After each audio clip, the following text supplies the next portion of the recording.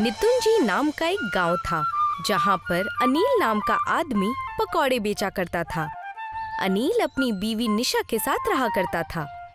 ठीक अनिल के पकौड़े की दुकान के सामने कुलदीप नाम के आदमी ने चाय और शहर की मशहूर ओरियो बिस्किट बेचना शुरू किया था।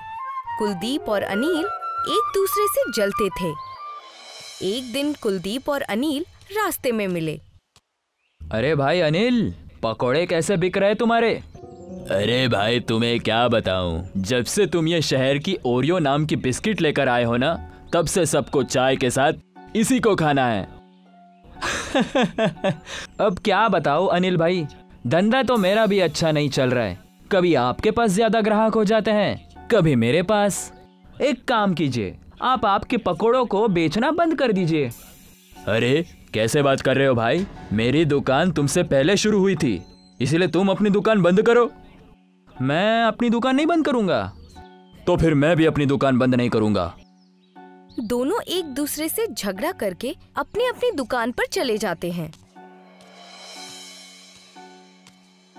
और दूसरी ओर जमींदारनी नीतू अपने चेले टीटू को कहती है, टीटू, मुझे एक नया कारोबार खोलना है, बताओ हम क्या कर सकते हैं?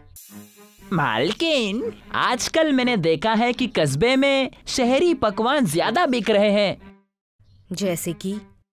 जैसे कि मैंने सुना है कि मैगी नाम का कोई पकवान बहुत ज्यादा बिक रहा है कस्बे में, लजीज भी होता है।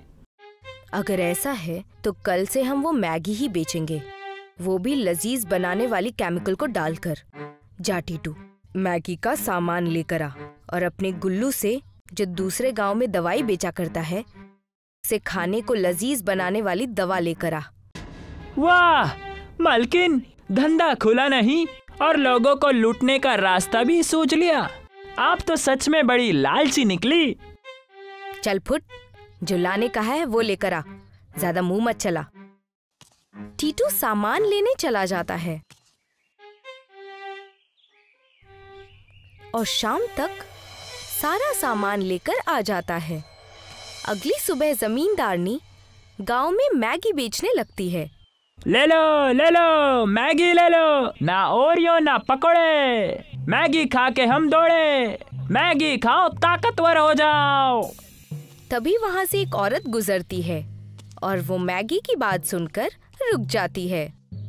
अरे वाह, मैंने तो सुना है मैगी तो सिर्फ शहर में बिकती है, मगर अब इस गांव में भी बिकेगी मैगी। गांव में मुझे छोड़कर कोई भी मैगी नहीं बनाता। अगर ऐसा है तो लाओ एक प्लेट मैगी खिलाओ। हाँ, अभी खिलाती हूँ। ए टीटू, एक प्लेट मैगी लगा दे। टीटू उस औरत को एक प्लेट मैगी देता है और वो औरत उस मैगी को खाकर बहुत खुश होती है। ये तो बड़ी ही लजीज है, इससे पहले मैंने ऐसा कोई लजीज खाना नहीं खाया है। आज से हर दिन एक प्लेट मैगी जरूर खाऊंगी। मैगी बहुत लजीज थी क्योंकि जमींदारनी उसके अंदर लजीज खाना बनाने वाली दवा डालती थी, मगर इस बात से गांव के लोग अनजान थे। धीरे धीरे गांव के सभी लोग जमींदारनी के मैगी के ठेले पर ही अपना नाश्ता और कई बार खाना भी खाया करते थे। अनिल और कुलदीप के ग्राहक ना के बराबर हो चुके थे, इसलिए एक दिन कुलदीप अनिल के पास जाता है और उससे कहता है, अरे अनिल भाई, आजकल धंधा कितना हो रहा है? अब क्या बताए, धंधा तो ना के बराबर चल रहा है। सब इस जमींदार की मैगी की वजह से हुआ है। अनिल भाई, मुझे लगता है कि हमें एक बार वहां जाकर वो मैगी खानी चाहिए। हाँ, चलो जाकर खाते हैं। अनिल और कुलदीप दोनों ही जमींदारनी के मैगी के दुकान पर जाते हैं। जैसे ही वो पहुंचते हैं, टीटू को मैगी बनाते हुए देखते हैं। टीटू लजीज बनाने वाली दवाई को मैगी में डाल रहा था। टीटू, ये तुम मैगी में क्या डाल रहे हो? ये किस तरह का केमिकल है? अरे भाई कुछ नहीं है, ये मैगी को लजीज बनाती है। नहीं, मैंने देखा तुम लजीज बनाने वाले दवाई को मैगी में डाल रहे थे। क्या तुम्हें इतना भी नहीं पता कि लोग इसे खाकर बीमार पड़ सकते हैं? तभी वहाँ पर जमींदारनी आ जाती है और वो उनसे कहती है, हाँ तो डाल रहे हैं हम वो दवाई, इससे तुम्हें क्या? लेकिन ये गलत है। हाँ तो क्या? मैं इस गांव की सबसे अमीर औरत हूँ, मेरा कोई कुछ नहीं बिगाड़ सकता। जाओ, जो करना है करो। सबको यही लगेगा कि तुम दोनों का धंधा ठप हो गया है, इसीलिए मुझ पर इल्जाम लगा रहे हो। अब जाओ यहाँ से, हमें बहुत काम है। अनिल और कुलदीप वहाँ से चले जाते हैं। वो देखते हैं कि अनिल की दुकान के पास एक साधु खड़ा है। बेटा, खाना खिला दो। बेटा, बड़ी दूर से यात्रा करके आया हूँ, कुछ खिला दो। दूध, पकोड़े, कुछ भी चलेगा। हाँ साधु जी, अभी मैं आपको खाने के लिए पकोड़े देता हूँ। मैं भी आपके लिए दूध और ओरियो लेकर आता हूँ। कुलदीप दूध और ओरियो लेकर आता है और अनिल पकौड़े। साधु अनिल के पकौड़े और कुलदीप के ओरियो बिस्किट को खाकर दूध पी लेता है। बेटा, तुम दोनों का बहुत बहुत शुक्रिया, लेकिन मैंने देखा तुम दोनों मेरे पास आए तभी नाराज थे। क्या बात है बताओ मुझे, मैं तुम्हारी मदद करूंगा। अनिल और कुलदीप नीतू जमींदारनी की सारी बातें साधु को बताते हैं, जिसे सुनकर साधु उनसे कहता है, कोई बात नहीं बेटा, मैं तुम्हें एक ऐसी चीज दूंगा जिससे तुम दोनों जमींदारनी से भी कहीं ज्यादा जायकेदार पकवान बना सकोगे, लेकिन तुम दोनों को एक साथ काम करना होगा। साधु अपने हाथों को आगे करता है और एक मंत्र पढ़ता है। मंत्र पढ़ते ही उनके हाथों में एक जादुई कढ़ाई आ जाती है। वो कढ़ाई वो अनिल को देते हुए उससे कहते हैं, ये कढ़ाई लो, इस कढ़ाई में पानी भी तेल का काम करेगा। इस तेल में तुम दोनों अपने अपने पकवान साथ में मिलाना और साथ में काम करना। बस बढ़ते रहो और अच्छी नीयत रखो। जी साधु जी। साधु अपने रास्ते निकल जाते हैं। कुलदीप अनिल को ओरियो देता है और उस कढ़ाई में डालकर तलने लगता है। अनिल उस ओरियो पकौड़े को बाहर निकालता है और दोनों ही उसे खाते हैं। वो ओरियो पकौड़ा बहुत ही लजीज होता है। ये तो सच में लजीज है, इसे तो हमें अभी से बेचना शुरू कर देना चाहिए। अनिल और कुलदीप दोनों ओरियो पकौड़ा बेचना शुरू करते हैं। पकौड़े पकौड़े, ओरियो पकौड़े, इसे खाकर कोई भी पेट पकड़ के ना दौड़े, क्योंकि ये है लजीज और सेहत के लिए अच्छे भी। तो भाई खाओ हमारे पकौड़े। तभी वहाँ से एक आदमी अपना पेट पकड़कर जा रहा था। वो ओरियो पकौड़े सुनकर रुक जाता है और कहता है, अरे ये क्या है भाई, ओरियो पकौड़े पहले कभी तो नहीं सुने।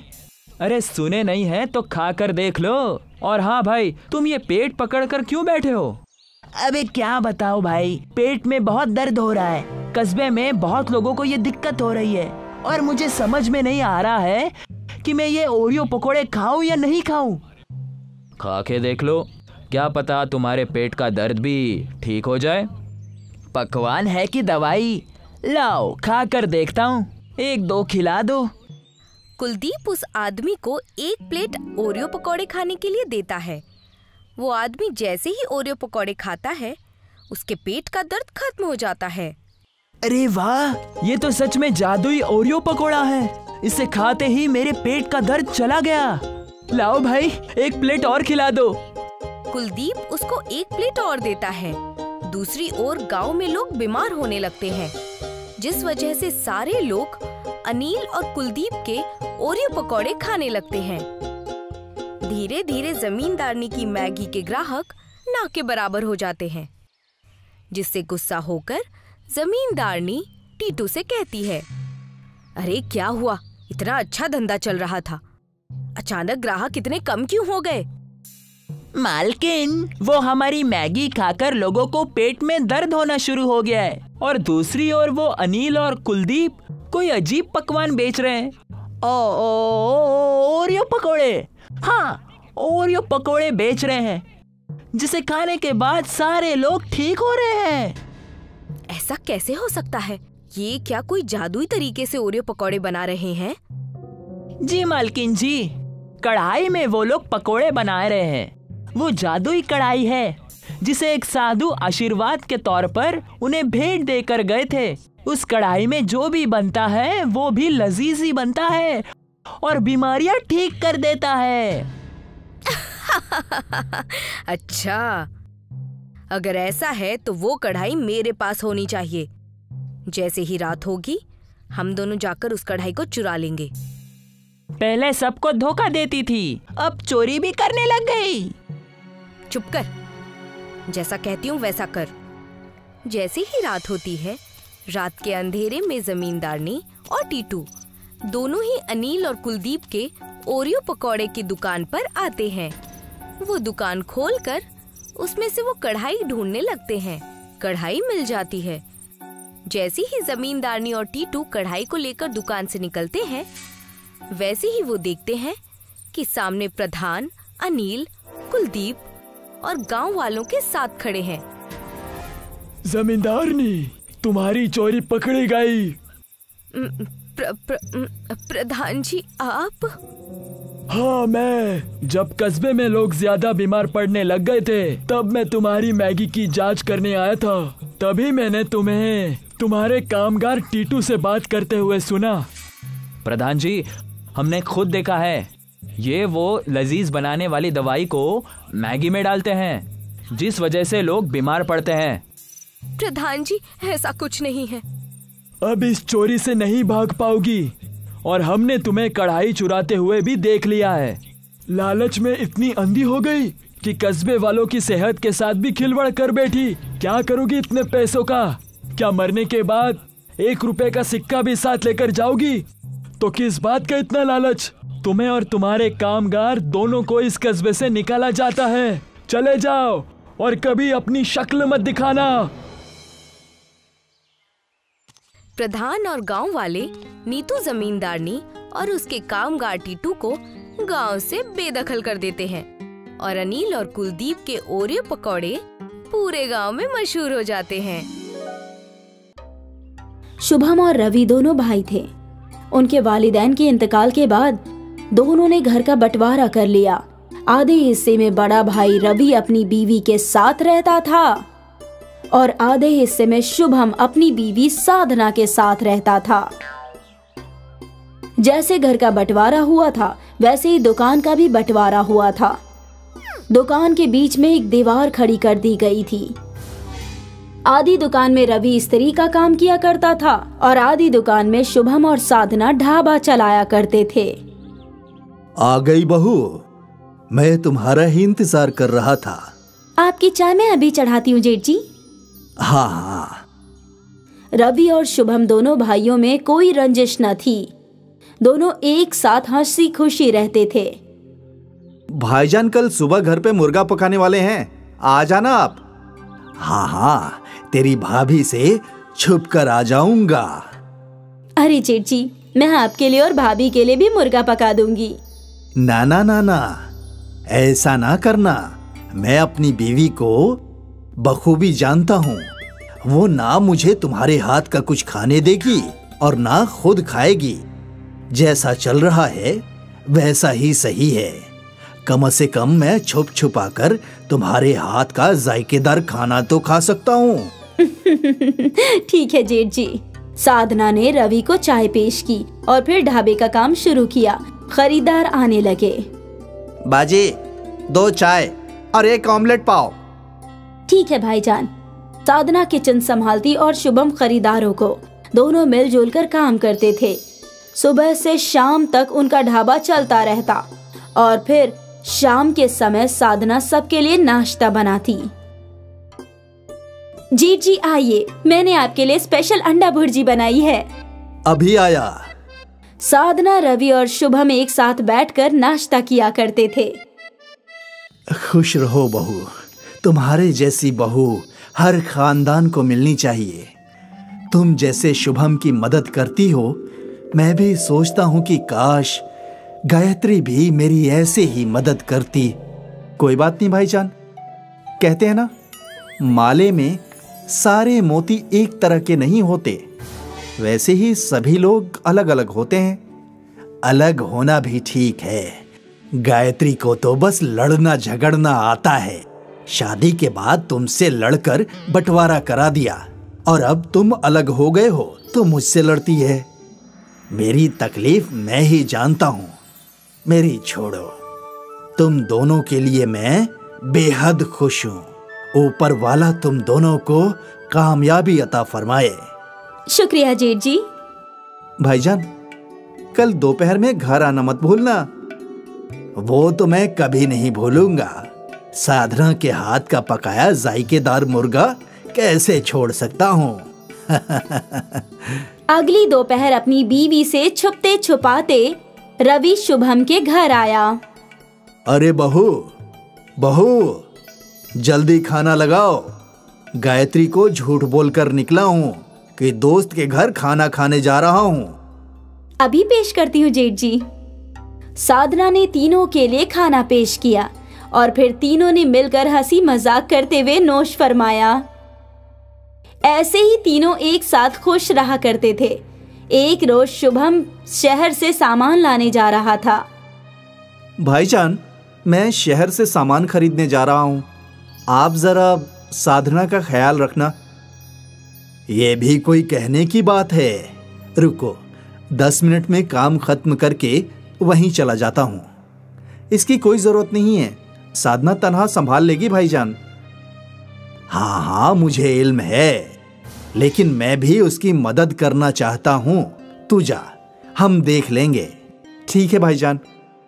शुभम चला गया और फिर रवि अपनी दुकान छोड़कर ढाबे में काम करने चला गया। रवि कस्टमर्स की प्लेट उठाने लगा। अरे जेठ जी, रहने दीजिए, मैं करती हूँ। तुम जो कर रही हो वही करो, मैं हूं ना। थोड़ा काम मैं भी कर लूंगा और इसी बहाने तुमसे गुफ्तगू भी हो जाएगी। वो भी है। ढाबे पे कस्टमर्स आते गए और साधना ने रोज की तरह किचन संभाला और रवि ग्राहकों को देखने लगा। सब कुछ सही चल रहा था कि यकायक गैस खत्म हो गई। अरे रे, ये भी अभी होना था। क्या हुआ बहू? जेठ जी, गैस खत्म हो गया है। ग्राहकों का ऑमलेट का ऑर्डर है। अब मैं क्या करूं? लगता है अब ग्राहकों को वापस भेजना होगा। नहीं, ये तो बिल्कुल सही नहीं है। तुम एक काम करो, ऑमलेट बनाने के लिए अंडे मिक्स करो, बाकी तुम मुझ पर छोड़ दो। साधना ने ग्लास में अंडा फोड़ा और उसमें नमक और मसाला, प्याज, मिर्च डालकर मिक्स करने लगी। रवि अपने दुकान से एक नई इस्त्री लेकर आया। इस इस्त्री का क्या करेंगे जेठ जी? तुमने वो बिजली से चलने वाला चूल्हा देखा है ना? जैसे वो होते हैं वैसे ही ये इस्त्री है। तुमने जो ऑमलेट मिक्स किया है वो इस इस्त्री पे डाल दो। क्या ऑमलेट बनेगा? कोशिश करके देखते हैं। रवि ने इस्त्री की वायर बोर्ड में लगाई और जब इस्त्री गर्म हुई तो साधना ने उल्टी इस्त्री पर अंडे का ऑमलेट घोलकर डाल दिया और वो अंडा पकने लगा। देखा? करीब 2 मिनट में ऑमलेट पक गया। साधना ने ऑमलेट को प्लेट में परोसा और ग्राहक के पास ले गई। अरे, ये कैसा ऑमलेट है? मुसल्लस शक्ल का। ये नया है भाईजान, आप खाकर तो देखिए। उस ग्राहक ने वो ऑमलेट खाया और उसे वो बहुत लजीज लगा। जायका तो बहुत खूब है और शक्ल भी एकदम नया। उसे देखकर दूसरे ग्राहक ने भी उस त्रिकोण ऑमलेट का ऑर्डर दिया। मुझे भी वैसा ही त्रिकोण ऑमलेट चाहिए। मुझे भी। साधना इस्त्री पर त्रिकोण ऑमलेट बनाती गई और ग्राहक चाव से उसे खाते गए। कुछ घंटों बाद शुभम सामान लेकर लौटा तो ढाबे पर लगा मजमा देखकर हैरान रह गया। अरे, ऐसा मजमा क्यों? ये मजमा जेठ जी के इस्त्री वाले ऑमलेट के लिए है। स्त्री वाला ऑमलेट? रवि ने शुभम को इस्त्री वाले ऑमलेट का किस्सा बयां किया। अरे देख, मुसल्लस ऑमलेट खाने के लिए कितना मजमा लग गया है। वाह भाईजान, आपने तो कमाल कर दिया। और फिर तीनों मिलकर ग्राहकों को ऑमलेट देने लगे। त्रिकोण ऑमलेट वाला ढाबा मशहूर हो गया। साधना और शुभम सोशल मीडिया पर वायरल हो गए। एक रोज रवि अपने घर पर नोश फरमा रहा था। तुमने साधना और शुभम की तरक्की के मुतालिक सुना क्या? सिर्फ सुना नहीं, देखा है। उसके ढाबे पे इतना मजमा लगा रहता है ना कि कभी कभी ख्याल आता है कि काश हमारा बंटवारा नहीं हुआ होता, हम दोनों एक साथ कमाते, मेरे पास भी बहुत पैसे होते शुभम की तरह। क्या हम एक मर्तबा शुभम से इसके मुतालिक बात कर सकते हैं? क्या बात करूं? आप कह दीजिए कि दोनों दुकान वापस जोड़कर बड़ा ढाबा खोलते हैं। लेकिन अगर फिर तुमने झगड़ा किया तो? मैं पागल थोड़ी हूँ जो आती हुई लक्ष्मी को रोकूंगी। ठीक है। रवि तो दिल ही दिल में बेहद खुश था। वो तो कब्ल से ही यही चाहता था। कुछ रोज बाद दोनों दुकानें जुड़ गई और ढाबा बड़ा हो गया। शुभम, रवि और साधना मिलकर ढाबा चलाने लगे। स्त्री वाले ऑमलेट की वजह से न सिर्फ उनकी आमदनी में इजाफा हुआ, बल्कि उनका बिखरा हुआ खानदान भी फिर से एक हो गया।